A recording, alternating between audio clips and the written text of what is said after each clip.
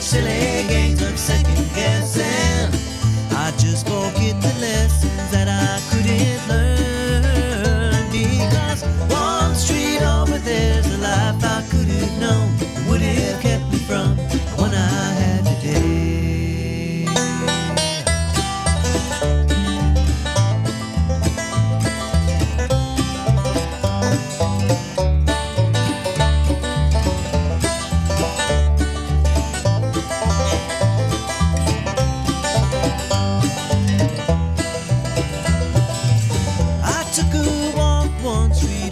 From my home, cracked and broken asphalt everywhere. I could have ended up just like that broken road, with a dead end in my path. Thank the Lord that I've got more than that. In this life there's nothing certain, except the curtain that rises to the stage. Silly games of second guessing. I won't forget the lessons that I don't deserve, because one street over there's a life I could have known, would have kept me from the one I love today. Hello, good morning, I'm back. This is 1100 WSG. I'm U-Turn LaVern, and this is One Street Over. What's going on One Street Over from where you living? You have no idea how glad I am to be back on the airways. It's been a long 2 weeks. Thank you, Lee Marie, for 2 weeks and a day for covering for me. I've been on a Mexican mission trip, y'all, and a road trip to Mexico. And yes, we drove to Mexico. We had my husband and I, our church, Madison Church of Christ, purchased a van from Carpenter Van Rentals. It's just better vans than what we can get down where we serve in El Rosario. And we go down the Baja Peninsula every year to El Rosario, Mexico. And anyway, so this van needed to be driven. So we took off in it. And I mentioned it a little bit before we went, but I didn't want tons of people knowing that we were away for as long as we were. But we drove that across country and picked up some of the mission team after we took a week to go across country. And I'll be putting up some pictures and things like that. We went to the Grand Canyon and Sedona, stopped in Oklahoma City to pay our respects at the memorial there. I stood on the corner in Winslow, Arizona. You know, all the things as you go across, stopped at Hoover Dam and picked up some more of the mission team after we'd been on the road a week in San Diego, California, and went on down the Baja Peninsula. And if you've never been in the Baja, guys, you just don't know what you're missing. I tell people probably one of the key things about Baja, Mexico, is that if you've ever listened to the song Hotel California, that is about the dark desert highway that goes down the Baja Peninsula, because there's only one road. When we go into San Diego, and we fly in there, and I've been going 10 years now, and it's just my great pleasure and great blessing to be able to be a part of the family in Mexico. I just love my family down there so much. But we go down through Tijuana and we cross the border there, and then you get to Ensenada, which is a port of call. A lot of people know Ensenada. I've got my little Ensenada hat on, but a lot of people know Ensenada because of it's a port of call for a lot of cruise ships.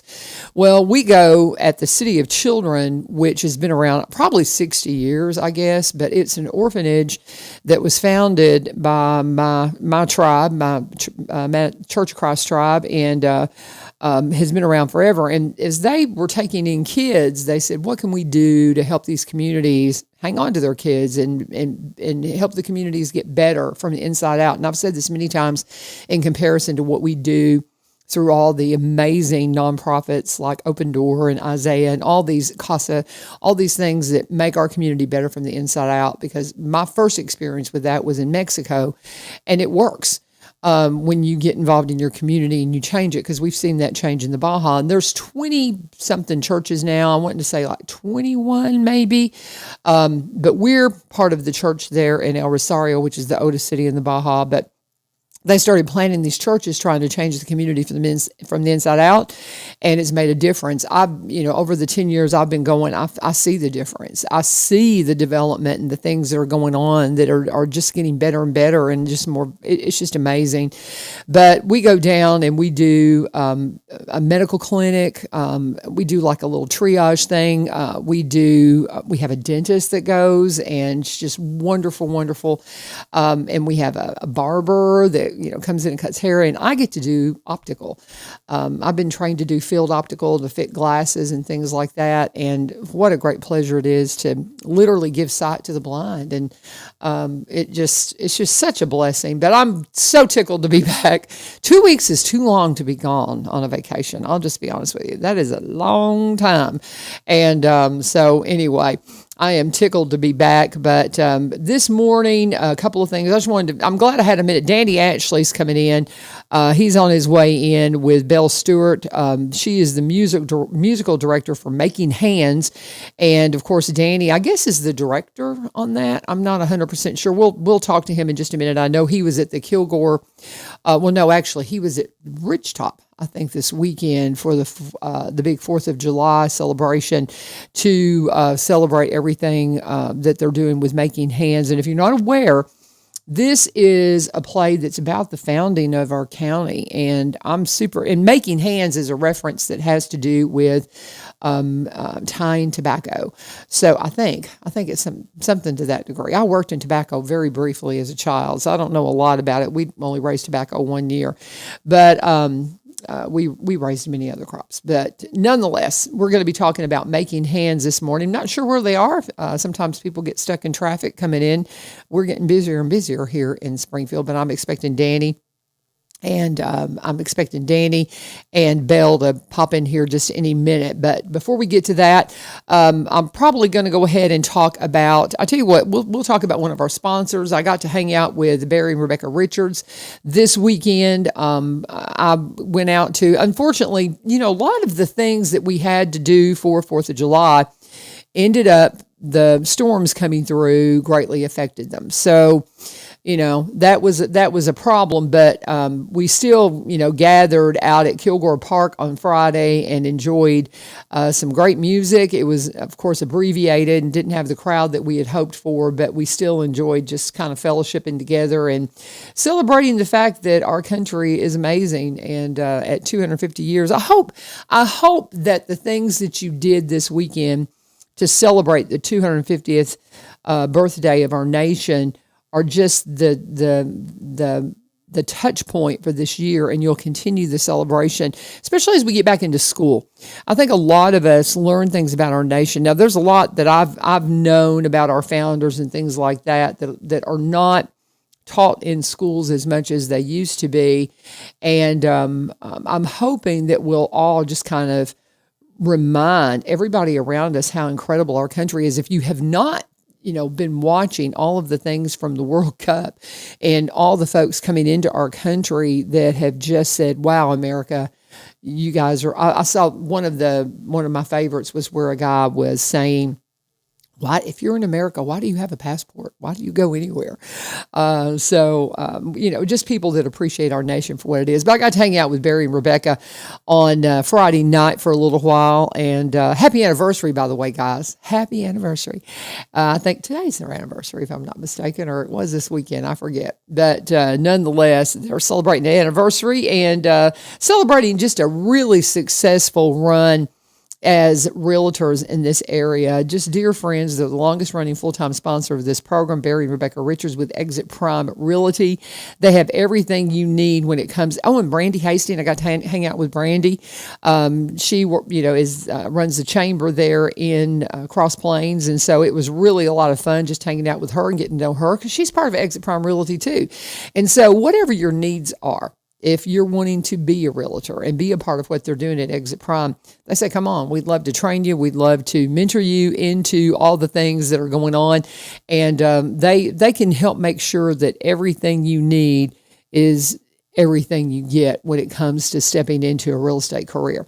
Rebecca came out of a different career. She was in radiology, raised her kids, got her kids in school, And as she was getting ready to go back into a career, she started thinking about real estate. And when she decided that's what she wanted to do, she deeply researched the different companies to make sure that what she was going to be signing in with was going to have everything she needed, crossed every T, dotted every I, to make sure the things that she needed to do were going to be there for her. So that's exactly what you're going to find when you work with Barry and Rebecca Richards with Exit Prime Realty, the same company they were originally with, the Garden Gate team. But they brought a new branch in the Exit Tree a few years ago and opened office here in Springfield. They've got their office in downtown, and it's a brokerage office. Rebecca has the agency office up in White House. But whatever your needs, whether you're buying or selling, whether you want to be a realtor, whatever it might be, if you're looking for a specific area and you want to just say, okay, we're in this part of town and we want to move over here, they'll keep an eye on it for you and help you find just the home to suit you perfectly. You can give them a call, 615-504-7425, 615-504-7425, or 7424. You can go to sellwithbecky.com, sellwithbecky.com, or buy, B-U-Y, robertsoncounty.com. They specialize in Robertson County properties because they are cross-Plainians for 30 years now, but they also buy and sell in the surrounding counties and across the state line in Kentucky because, like myself, they're originally from Kentucky. So they get it. And you got to have a broker that can still broker deals in Kentucky, and they have one in Rebecca's office up in White House. So that's a thing that's changed. Not everybody can do that, guys. So reach out to them today, Barry and Rebecca Richards, Exit Prime Realty, and let them know U-Turn sent you. Not really sure where Danny is right now. We're going to message him and see, making sure they're still coming in. But hopefully they'll be on in here. Anyway, hopefully they're going to get on in here in a minute, but sometimes they get caught up in traffic. But I do want to do I got a couple other things I got to cover, so I got plenty to talk about this morning. Want to say happy birthday to my grandson, Miller Eric Vivio. He turned 4 yesterday, and you know how you do with kiddos. It is like the month-long birthday, especially the birthday weekend. And so we flew in on Thursday morning. We took the red eye out of San Diego Friday night, and we got into the Nashville airport at something like, I guess 5:30 is when we caught our Uber, and is it John Kreisel? I think is his name, picked us up. We had a friend from here. He's actually helped my husband out with rides a few times, but he actually came and picked us up at the airport, bless your heart, and he picked us up at 5:30 in the morning, brought us home, and we pulled in our driveway at something like 6:30 on Thursday morning. And then, I mean, just, you know how you do when you come in from a very long trip. But then we had all day Friday with the grandson celebrating at the, had to go have dinner and do all the things and celebrate. And then we had the 4th with the family. And then yesterday we went and to celebrate his actual birthday. What did we do? We came to the new theater. I am so excited that we got to go to the new theater, our new Capitol Theater. Oh my goodness. I wish I could have been here for the first day opening. I would have loved to have seen Toy Story. But we were able to get to the theater yesterday to see Minions and Monsters. I don't really get the Minions, but the kids do. But I'm excited to see what's next because I will be there. But nonetheless, I wonder if we're going to get the George Washington movie. I would love to see the George Washington movie there, but I'm not sure what's coming up next. But I think it's going to be super kid friendly, and that's good. But they've got, as you can see, if you're watching me on social media, we've got our popcorn bucket. And this is something that you can go in and pick up. Super cool deal. You can pick up your popcorn bucket. And I think this is a collectible because it's, back we're back, it's historical. And it says, since the earliest days, the Capitol Theater has been a cornerstone of community and cinema. In 2026, its story continues. And we are so excited. Don't worry, guys. I have a lot to say.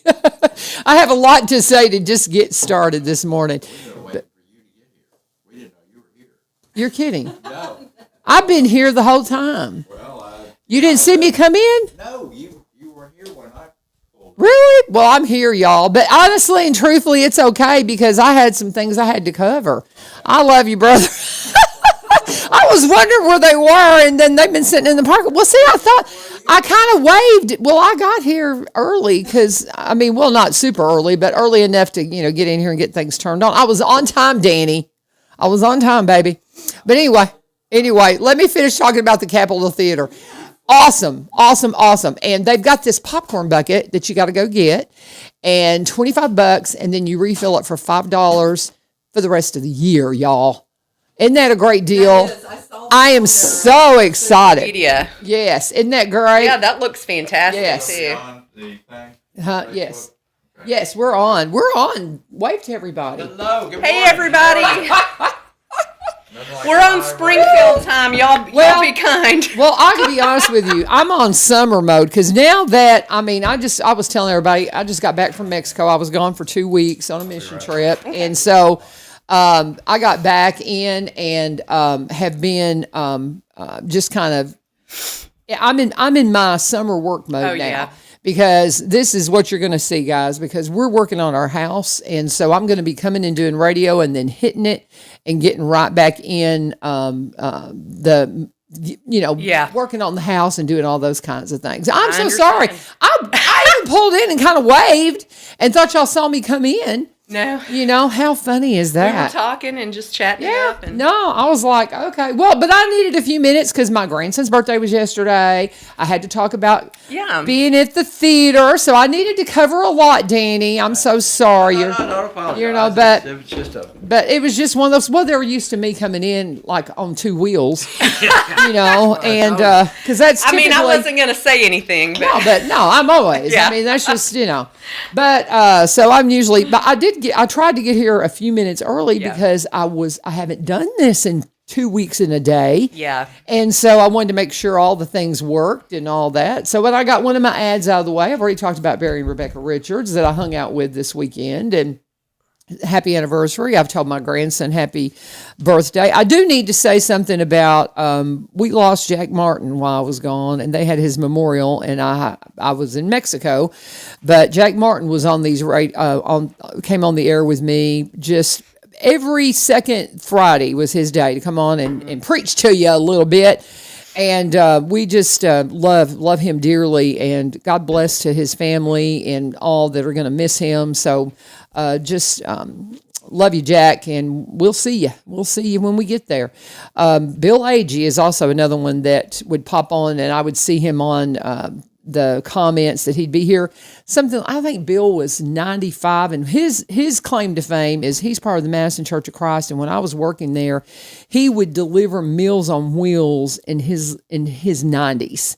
Oh, wow. 2 people. And people would call when I was working there, and they would say they wanted Meals on Wheels. I'm saying, well, do you need it bad enough for a 90-year-old man to bring it, him and his wife? Because it's like he was precious. And that's one of our patriarchs at Madison that we had some people that said goodbye while I was in Mexico. And I just wanted to say, we'll see y'all. We'll see y'all. Welcome. Hello. Good morning. Good morning. Good to see you. Look at you. You got to go and hang out. He looks a little.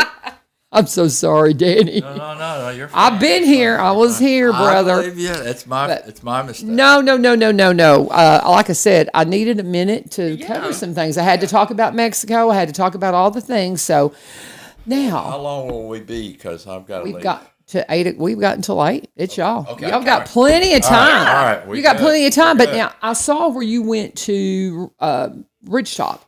Was it Ridgetop that you were a part of, or I was at Kilgore's Remembrance Day. Oh, you were at Kilgore. So come Cross up on that Plains. microphone for me. Yeah, Cross Plains. Okay, so you were at Cross Plains. And I'll put in a nice little saying about that. That's one of the best events, 4th of July events that goes on in Robertson County. Yeah. That's been going on since like the 1980s, and they always have a really good guest speaker. This year it was Ralph Ilges, and he talked about the Declaration of Independence. Cool. But it's just they gather in the Kilgore Cemetery, which is within viewing distance of where he actually settled, where he first came to Robertson County and lived in a cave.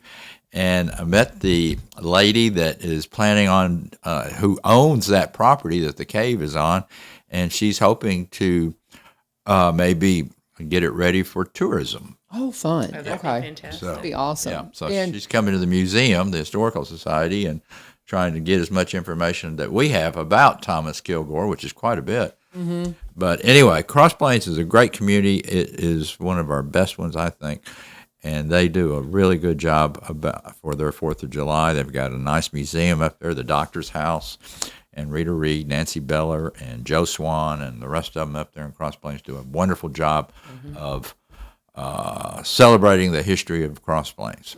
for sure. And I was with them on Friday night, and unfortunately, the rain really messed up the concert. But we had a little mini concert in the barn for a smaller gathering than what we had anticipated, but we still had fun. Oh, I'm sure. And just some great music, just so much talent in this area. There Speaking really is. of the talent that is in making hands. Oh, we've got And, some talented people in it, no doubt. Well, and Bel, you're the musical director. Correct. Yes. Correct. And you're also playing. I am also playing the original matriarch, Elizabeth Campbell, who comes in with Archer Clay, loosely based on Archer Cheatham. Okay. And then I did. I've been working. Danny pulled me into this. Gosh, I think end of 2024. Okay. Maybe, or very beginning of Very beginning. 2025. Yeah. Okay. I was doing the second run of one of my original musicals up in Nashville at the time, and he and Musetta and Nelda and some of our other folks came out to see that, and I've been curating. I spent the whole year. We do have some very traditional songs that are period accurate in the show, and it's when you get into material like that, especially like hymns that have been done and done and done and done. I don't know how many hundreds, in some cases, of versions I listened to kind of figure out what was going to be the best feel for us. Like "It Is Well in My Soul" and "Wondrous Love," which has always been one of my favorite hymns, and that ties into not just Robertson County, but our entire area around here, as far as like it was one of the original songs that they performed at the original tent revival that began the Second Great Awakening. Oh yeah. So I mean, it is. These hymns are very storied and very very much a part of not just one denomination, but multi-denominations. I've sang them in the Church of Christ. I've sang them in the Baptist Church. I've sang them in a Presbyterian church, in Methodist. It's everybody's kind of got their own take on these songs. So we did what we could to make them our own. And then I also wrote. Then I set out to write original music based on the actual show, and it's been challenging, but it's been a lot of fun. And growing up in Middle Tennessee, I always say I grew up in Cheatham, and he says he won't hold that against me. And I'm like, well, Cheatham was part of Robertson County originally, so. We're all Robertson County. We forget that, don't we? Yeah. Back in these days, back in part of the history, we're telling Cheatham was Robertson County. Right. Sure was. Right. So, well, us in Montgomery County, Yep. we were the Tennessee County. Absolutely. So, I grew up in a musical family. I'm a seventh generation Tennessean by way of Coopertown and Burns. So, it's I wasn't just telling my story. I was telling our story and our history, and so that's a really special thing to do, And I wanted to make sure I did that right. One of the songs I wrote for this show is called "A Song for Peace," and anybody that knows me and knows my affiliation with Community Spirit, I was the producer the last 2 years of the festival, and knows I have been doing Betsy Bell related things in and out of state and overseas even for over 30 years. And I have never out of the hundreds of songs I have written in my life, I have never been able to get it right when it came to the Bel story and the Bell Witch. And I got it right for this show. Cool. So we do have a song called "A Song for Peace" that's inspired very much by the history and the story of what Betsy and her family went through during the period of the haunting from 1817 to 1821.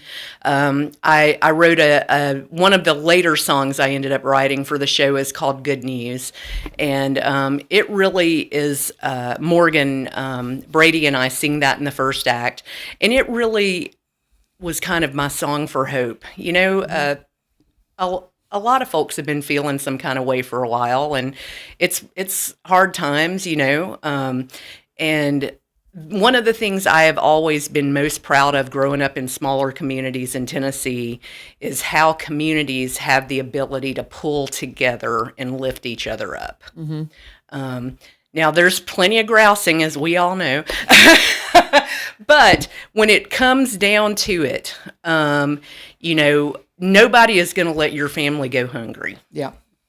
Nobody is going to let your meemaw sit in 90-degree weather without an air conditioner if hers goes out. You know, you need a ride to work. Well, your neighbor down the street's going to help you get there until you can get your car fixed. And he's probably going to hook you up with the mechanic who happens to be his brother-in-law that's going to give you a good deal for it. You know, and that's... And so, you know, rather than dwelling on the darkness, you have to look at the darkness as a contrast to the light. Amen. You know, and so that song specifically is really about, you know, yeah, we're enduring hardship, but we're going to get through it together.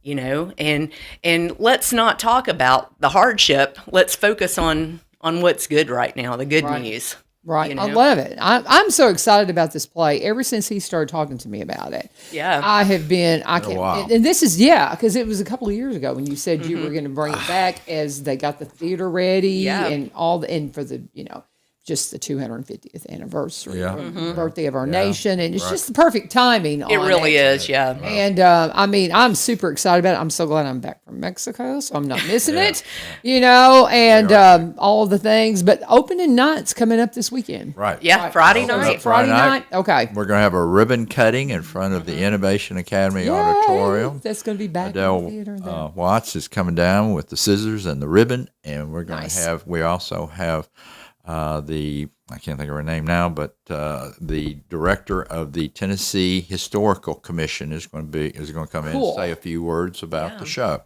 or about the event. So we got that going on, and anyway, we encourage everybody to come out to the premiere of Making Hands, the second premiere, because we did it 30 years ago, part of the 1996 bicentennial. Yeah. Got this thing going years ago. In fact, you could almost say Making Hands was probably gave birth to Spirit and also Smoke. Because David Alford directed Making Hands back in 1996, when he was heading up Mockingbird Theater in Nashville. And his organization and the Robertson County Players collaborated on bringing Making Hands together. Some serious people that were involved in that. Sandy Ramsey, who would go on to help create and found Community Spirit, was the producer for Making Hands back in 1996. Her husband, Sam, worked very heavily on the set that time. And this time. And this time, too. Sam has come back to help us on that. But, yeah, it's... This is, and it's all about Robertson County. I love this it. This is not Gallatin or Clarksville or Nashville or whatever. It's Robertson County. But then again, I was thinking about it last night. Really, you could take this story and put it in Clarksville, or you could put it in East Tennessee, or maybe someplace in Indiana or whatever. I mean, the events, maybe it should be changed a little bit, but the people, what they went through and what they endured from the frontier days all the way up until the modern day times. Because we start off with the frontier days when the first settlers came to Robertson County. 1793. 1790. 1793. Well, that's when they settled in Springfield. here, yeah. or in the Springfield area. But like Okay. Thomas Bledsoe, who was the very first settler, he got here about 1778. And what happened was these guys, he was a long hunter, and they were kind of like, I won't say like a club, or an association, but they had a network where they would see each other, talk to each other, and say, "Oh, by the way, I found some new land over in the wilderness area. You know, North Carolina owned this area, Right. but it hadn't. You know, it was not a state. This is long before 1796. Right.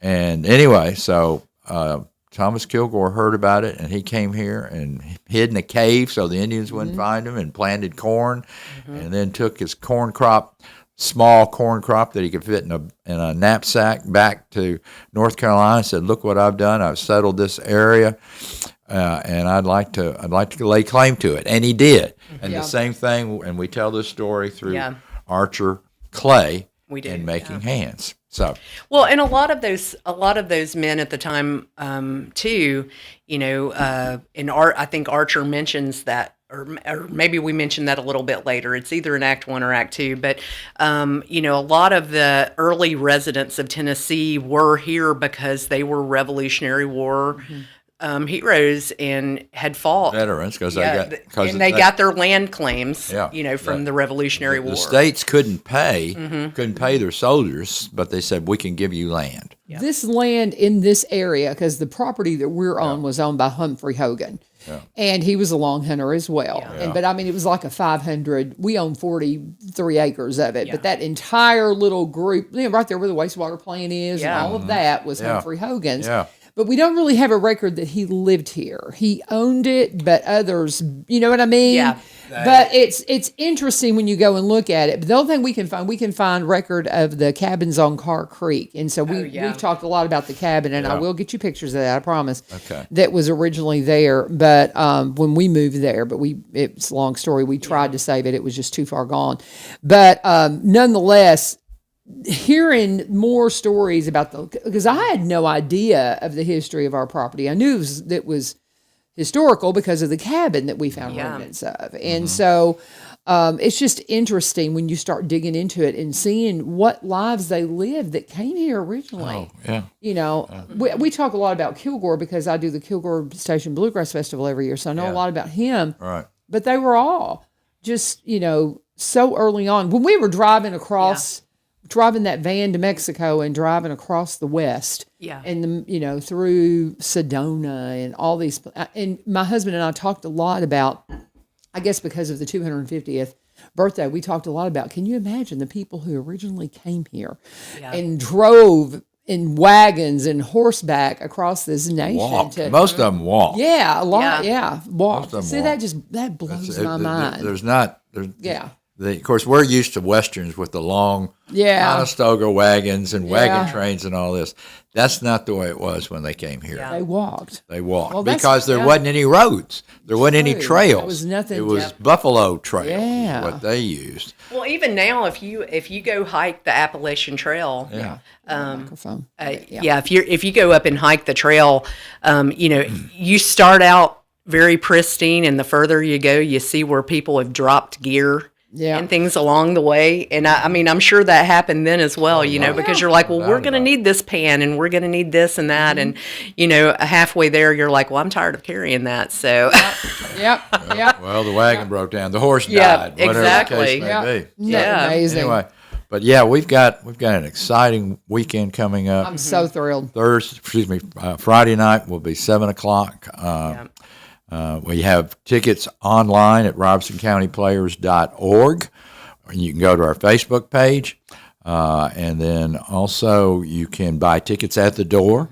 $15 for teachers and students and military, and then it's $22 at the door for regular adults. And anyway, so we've got the tickets on sale. The performance is this weekend, July 10th. like I said, is at 7 p.m., then the 11th at 7 p.m. And then we have a 2 p.m. matinee on Sunday. Awesome. Because we like to have our matinees, and we're going to have two of them this time. Good. We'll have them this Sunday and then the next Sunday. Yeah. And then that'll close out the show for us. But this, and also Peter Stratton will be filming a performance that will be given to the Robertson County Schools for them to keep and to use as a history lesson about Robertson County. Awesome. We will be showing it in my classroom. I'll just tell you right now. I will absolutely. Because I talk to the kids all the time about the different things that help them to understand, their world around them, and just all the incredibly rich history. I love the piece that you guys did about Pitts and, well, not Pitts, oh my goodness! During Black History Month, Talking about you're talking about Miss Lena and Mr. Patterson. Yes, Miss Lena and Pitts and Carol. That's about Vietnam. I really love that play, and it's just phenomenal. Well, and it's just such a wonderful story. Well, it is a great story, and it's as Robertson County as it can be. Yeah, you better believe it. And it's a great story. Miss Lena, she just Being a school teacher, you can appreciate. She taught for 60 years. She was teaching piano even into her 90s to kiddos. Wow, yeah, that's and fantastic. we had some of my kids did some feature work on her, and we did some little presentations. We're going to need to redo that because the girl who did that piece for me was a freshman, and she graduated. So I'm finishing my fourth year. It was one of the first things we did were some features for Black History Month. Oh yeah, and telling some unknown stories, and it was such a pleasure to get to know Miss Lena. Yeah. And I just love her. I've actually, some of the things that they've done in the community where they've put the paintings on the electric boxes. I said, we need to do one for Miss Lena in the area where her school was, right in there. Wouldn't that be cool? Oh yeah, that would something be to remember her. And but anyway, I digress. I love hearing the history of our county, of our community. that does tie in actually to our play heavily. And our theme song for this play is called Tennessee, and it's broken up into 4 verses, one for each act, and that is sung by 3 different men from the original start of the show 1793 on up to 2026. And one of the things that we really wanted to kind of highlight was all of us here in Robertson County, to this day, the star of this show is the land. I love it. Okay. It I mean, the land, that's why they came here. That's why people stayed here. That's why you've got, generational farmers that have been here, forever that still make their living off the land. And so, that the notion, that if there's anything that divides us, the thing that connects us is that thread. Yeah. And that's such a, if you're driving out through, I'll never forget, I'd been just beating my head against the wall, trying to figure out kind of what tie needed to go through every act. And I was driving out towards Port Royal, down Kenny's, on a morning with the sun coming through the trees, and I'm just looking left and I'm looking right, and I'm like, this is it. And I just had this blues, deep blues, and another thing, we do feature bluegrass music. We feature more.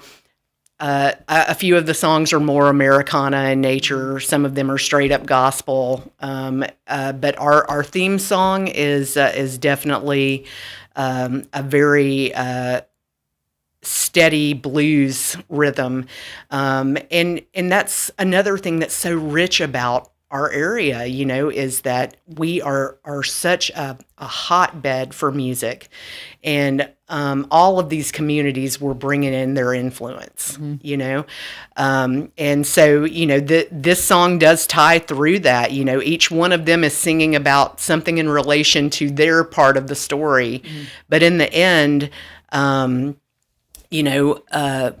of them, we all come from the land. and it's called Tennessee.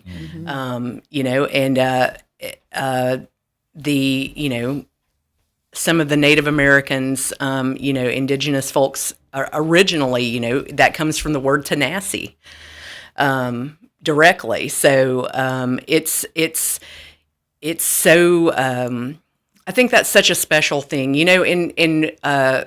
in rural communities, we live it every day, but then you drive into Nashville and, the skyline has changed so much. And, we really are, Atlanta part two. I mean, Nashville has grown so huge in my lifetime. It's easy to forget the humble beginnings and the just true natural rugged beauty of where we all come from here. For all the rhinestones and, embroidered country western suits and everything else. I mean, you just got to go out on an early morning or at sunset and, especially during tobacco firing season, and just watch what's around us out here. And it's one of a kind. It's so special. You don't get that anywhere else in the world, It's so special. And as one of the things I was talking about when I first was saying hello again after my little time off, is I have gotten such a kick out of watching all of the Europeans coming in for the World Cup and all the things they've been saying about America, things that we've been here and we take for granted. Yeah. And the extraordinary beauty, the people, all the things. And things like this play are going to remind us of what we have and where we've been. And it's one of those things, too, that we have to constantly remember and study our history so that we grow from it. Yeah. I like to say I think you've heard me say there's a famous line from Designing Women. And I love Designing Women. Famous line from Designing Women. No, listen, it's what one is of my it? favorites. I gotta know. So it was whenever we were going from least watch this 1999 to, during the millennium, we were changing millennia. Yeah. And we were going from 99 to 2000. And the blonde-headed lady in there, I can't remember her name, but she was about to have a baby. So they were all at the hospital, and while they were waiting for her to deliver the child, they were wandering, and they came across this beautiful, beautiful African-American woman that was over 100, and she was all alone, and she was living her last moments of her life, but her husband and children, they were all gone. She outlived them all. She outlived them all. Just beautiful, beautiful. If you can find this, you need to watch it because she was extraordinary. And they were talking to her. They said, you've seen so much. And she started talking about and reminiscing of her life. And she said, the most important thing I've learned is we're not what we ought to be. We're not what we're going to be, but at least we're not what we were. Okay. Yeah. That's a good. Isn't that beautiful? That is a great I just one. love it. all right. I just love it. But anyway, and so those are the things we learn. Yeah. Things like making hands. Go ahead. All right. We'll touch on something then that's poignant, I think, in the show. And I'm not going to paraphrase, but I'll just give you a little bit of taste of it, where James, who is an enslaved person during the second act, and then it rolls around to the third act, and he's still in it, right? Am I correct on that? Yep.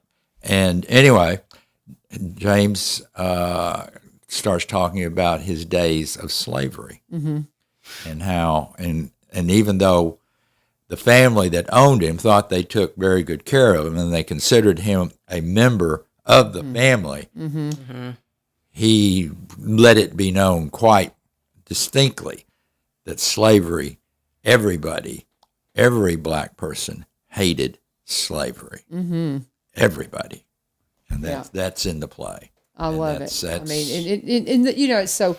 And Mark Edens, who wrote the play, by the way, back in 1995, 96, it still resonates. It's a powerful. So many people in this area carry a name that they adopted from the family that owned them. Correct. The African American community, when you hear the last name Washington, it was not their name. My husband's great grandfather was an indentured slave. We don't know his name. Yeah. They adopted a name. Vivio is completely made up. Yeah. And there's a long story that goes with that. But when you hear these names that are connected to plantations and different things, Yeah. or to families that, and that wasn't that long ago, y'all. Yeah, no, and it you need to wasn't. remember these things. We have in my little patio out in front of my house, when we took down the cabin, there were some handmade brick that I took and put in my patio because those were slave made. Yeah. Those were created by slaves. And so I take kids out for field trips to my house to do different things.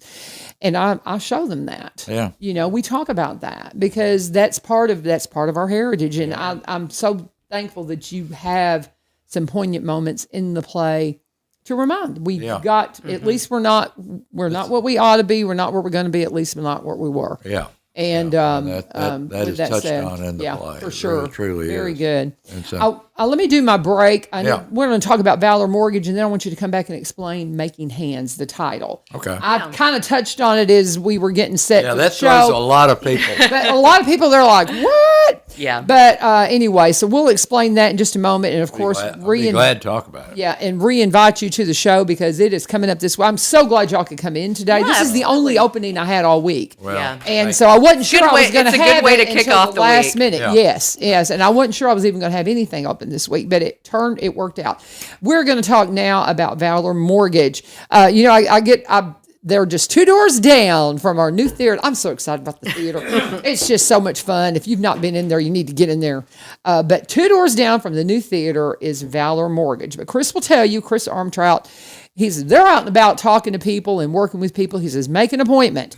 Don't just drop in. He goes, you might catch us in there, but we're out and about doing all the things that we need to do to take care of the community and make sure you're getting the mortgage that you need so we can have home ownership for everybody. Now, I met them when Chris came in to talk about VA loans with Scott from the Veteran Service Office. And at first I thought, Valor, VA loans, that makes sense. And so I thought that was what they did. Well, no, they do it all. They've got VA loans, they got VHA loans, conventional jumbo financing, all the tools you need to get you to the closing table because they want that dream to be available for everything and they want to help you in the biggest decision you're ever going to make. You don't want a lender that's going to treat you like a number. Valor Mortgage, man, they're your neighbors. They are experienced loan officers to help you make the right mortgage decision for your life, for your budget, for all your goals. And whether it's a first home, whether it's a second home, whether it's an investment opportunity, a refi. Brian Pooley loves to tell the story about Chris taking care of his refi, and it was effortless. All he had to do is sign the papers. I mean, it was just, they took care of everything, saved him a lot of money. So whatever your needs might be, reach out to them today. You can call them at 615-671-9178, 615-671-9178, or go to valor.mortgage, valor.mortgage to get pre-approved today. Because when it matters most, you deserve a lender you can trust. Buy with confidence, buy with Valor.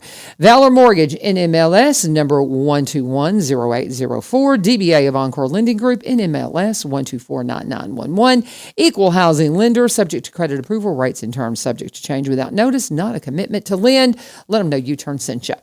Now, Danny Atchley, explain to us, Making Hands, that's an unusual name. It Well, makes so much sense. We're to not me. talking about throwing hands. We're talking about making hands. No, we're talking Very about different making things. hands, and it's not helping hands. Some people Yep. get confused and say, "Well, I'm going to go see the play Helping Hands." No, it's not. It's Making Hands. Making Hands. All right, and Making Hands, and it was again written by Mark Edens over 30 years ago, in time for the bicentennial, and we're reviving it again this year in time for the Tennessee America 250 celebration. But anyway, Making Hands is referring to a hand of tobacco, which is a bundle of cured tobacco leaves that are tied together at the stem end, making it easier to hang in a barn during processing. And, of course, that is a result of, Robertson County is extremely famous for its dark fire tobacco. And that's what we're known for. Our people, they love it. They love that history about us, even if they don't smoke, and a lot of people don't smoke anymore anyway. But the dark fire tobacco did not go into cigarettes or cigars. It actually went into snuff and chewing tobacco. And that's what we were famous for. In fact, they used to have signs that on each end of Springfield, north and south, that said, Springfield, home of the world's finest dark fire tobacco. Yeah. And that's what we were. And they put that saying on matchbook covers and caps and jackets and every kind of ashtrays, you name it. They put it on it.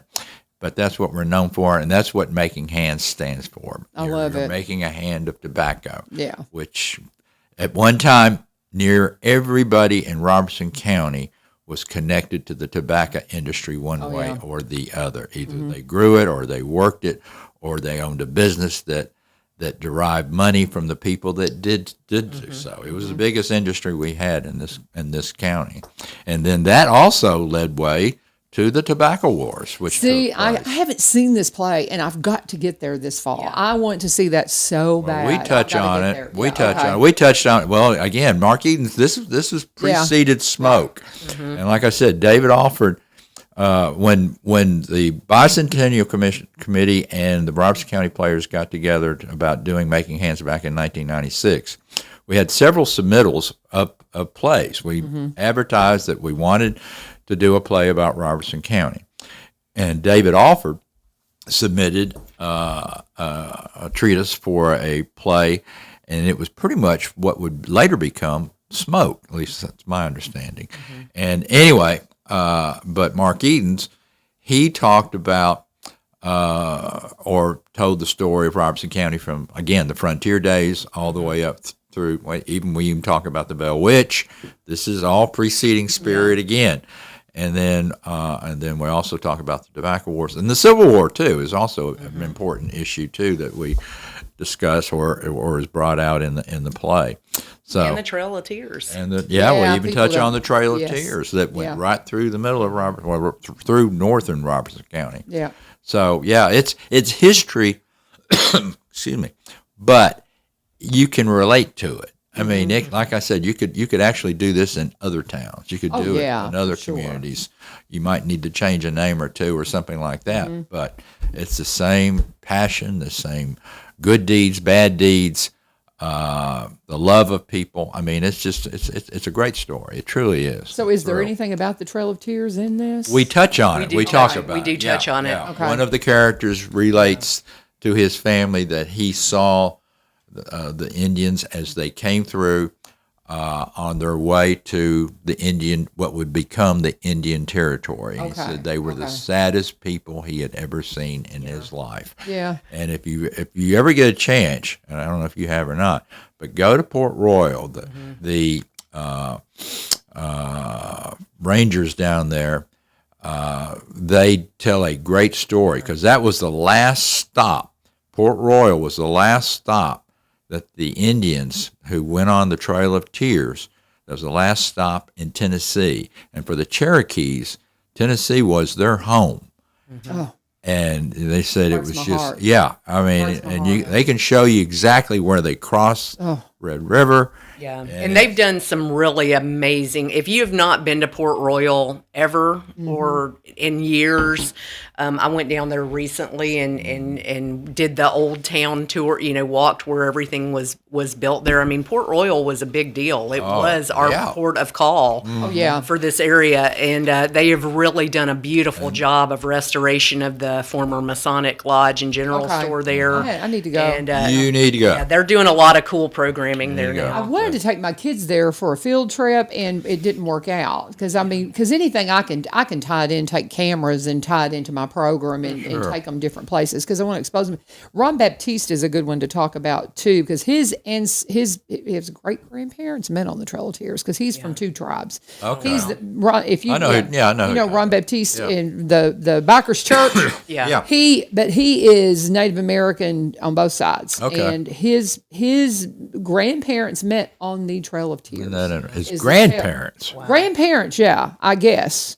I mean, it couldn't be his parents. No. And it couldn't be his grandparents either. No, okay. Well, let me. We got to talk to It don't him matter. and see. It don't matter. But he has the relation. He has on a both connection sides. to it through his family So that lineage. makes sense. But he's got descendants from both sides. So nonetheless, that's quite the story. And that's part of Tennessee history because Andrew Jackson was more or less the architect. Yeah. For the Trail of Well, Tears. and you talk about the the contemporary use of surnames in all of our Tennessee counties, like, for yourself as well, a lot of that gets discussed in regards to slavery, but we forget that a lot of folks, too, took on different names during that period of the Trail of Tears to avoid persecution and hardship.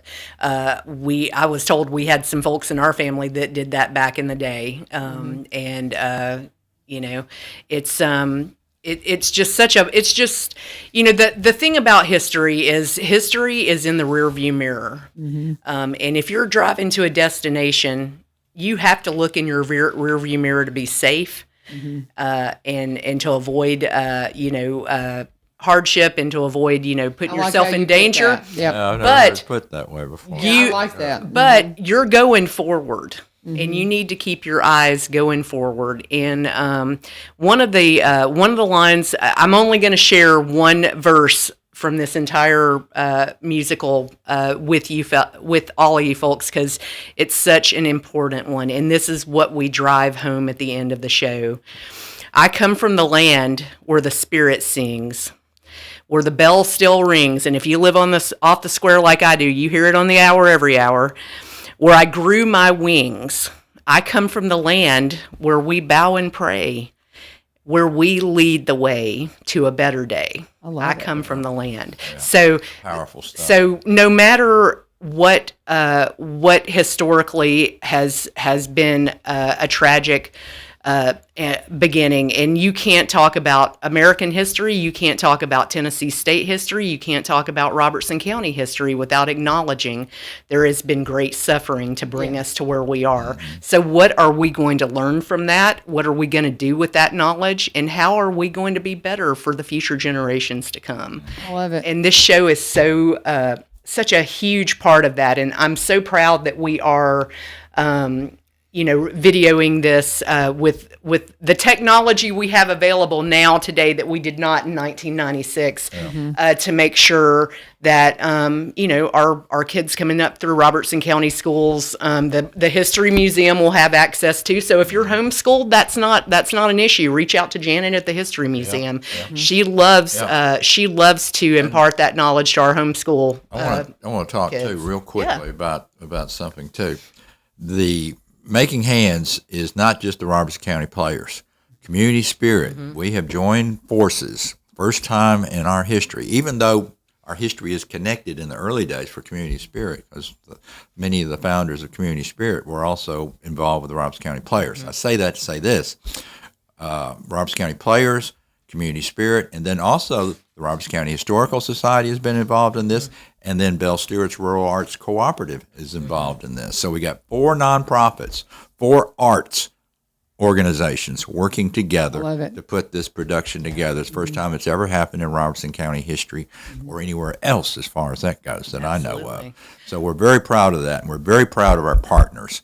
And I can't say enough about Wyatt Plank, who's the president of Community Spirit, and how hard and he's worked on this, and he's really done a tremendous job. And I know he's going to make this will be his first year as president of Community Spirit, even though he's been involved with Community Spirit since he was 10 years old. Since he was 10 years old. Wow. Yeah. He took the stage for the first time at 10 years old. Yeah. And anyway, he's been a big driver of getting our set built, and he and Sam Ramsey and many others. Tom Wilson from the RCP, Rusty Riddle, Philip Hart, Dan Seaback. I mean, we've had a bunch of people working on this set, and I'll say this about the set too. We have a giant turntable set that rolls 360 degrees. I love that. That's cool. On one side you have the house, the big house. On the side you have the cabin house. Yep. Okay. And then in the fourth act, the big house has the years have not been kind, and it ends up as a stripping room for for Tobacco. for the Yeah. tobacco for that, Which was- that farm. Very common. Yeah. You know. Oh, yeah. Oh Yeah. yeah. So I also want to give a shout out to Crystal Gilbert while we're talking about the set too. She's done such an amazing job with our props Yeah. and set dressing for this show. She hand painted so many things that we're using. Denise Renee Evans, who's our costumer for the Bell Witch Fall Festival, is our costumer for this show. We've really we've had such a phenomenal group of people come together. and for we, this. I'm going to interrupt right now. We can't leave out our director, Ruth Anna Yeah, Fletcher. Ruth Anna Fletcher, of Ruth course. Anna. Yes. You know. We've been the trio that kind of Yeah. got this Yeah. thing off. Well, the ground. and also our assistant director, Drew. Yeah. He's done a phenomenal job. I mean, you do Belcher, not Drew put on a Belcher. production of this size and this scope without a lot of moving cogs in the machine, and it literally took a village. I'm excited about it. I'm going and to try to yeah. be there Friday night for the opening. So we're so excited for it. But Come there for the ribbon cutting for sure. We're going to be. time is it gonna happen? It's 6:30. 6:30. 6:30. Okay. Yeah, you come on. So what about who is capturing it? What group's videotaping it, and when are they going to record Peter it? Stratton. of Okay, is the one that's doing DV it. Okay, Imaging. good. Yeah, Yes. Peter's done a lot of stuff Awesome, for us. yeah. We've got a video that he did for us that's been showing Yes. on Facebook, etc. And Peter and I have worked together on many other shows too. Good yeah, deal. yeah. And Peter, he's invested in this community. I'm excited. He is a ace videographer. Yeah, I mean, for he sure. he could make it in Hollywood. Yeah, There's for no sure, doubt for sure. about it. That's great. I'm super excited about it. Opening night, Friday night, guys. Tell them again all the show times. Ribbon cutting, like you said, at 6:30. 6:30 on Friday night in front of the Innovation Academy Auditorium, and then we have the performance at 7 p.m. Then we open again on Friday night, that's July 11th at 7 p.m., and then we have a 2 p.m. matinee on July 12th. Okay. And then we come back the next weekend, and we go Friday night the 17th, Saturday night the 18th, again at 7 p.m., and then we also have a 2 p.m. matinee on Sunday, July the 19th, which will close us out. Okay. And we're excited. I'm thrilled. Tell everybody. We come are. See it. Bang the It's drum. Robertson This County is history, but it's not a boring history. No, not and at this all. is the only place you're going to hear these songs. This is the only place you're going to get this specific telling of the stories of Robertson Awesome. County. It's very special. Please come out and support us, y'all. All right, guys. I've got one of these. I'm going to keep this placard up all week long. Make sure everybody knows about it. Thank you, guys, for coming Of course, in. it's always a So pleasure. glad we LaVern. had an opening to fill. Now, tomorrow we're going to be hearing from the community of White House. They come in on the first Tuesday to update you on all that's going on in the White House community. So we're looking forward to that. And I hope you'll join us right here on 1100 WSGI. God bless you guys. Have a great day. And oh my goodness, it's so good to be back in Tennessee.